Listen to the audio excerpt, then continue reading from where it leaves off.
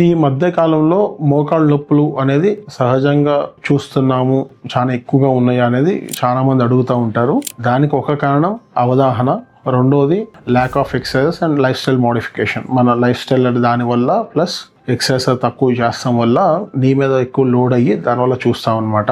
మూడోది autoimmune disorders అంటాం. మన ఫుడ్ హ్యాబిట్స్ అనుకోండి, లైఫ్ స్టైల్ అనుకోండి, స్ట్రెస్ అనుకోండి, పొల్యూషన్ అనుకోండి, or other habits like smoking, alcohol, ఇట్ల వల్ల దేనివల్ల అయినా కూడా ఈ కీళ్ళవాతం కానివ్వండి లేదా వేరే ఆటోఇమ్యూన్ డిసార్డర్స్ అనేది పెరుగుతూ వస్తున్నాయి నంబర్స్ అనేది. దానివల్ల కూడా మనకు అరుగుదల అనేది కొంచెం ఎక్కువ శాతంలో చూస్తున్నాం ఈ మధ్య.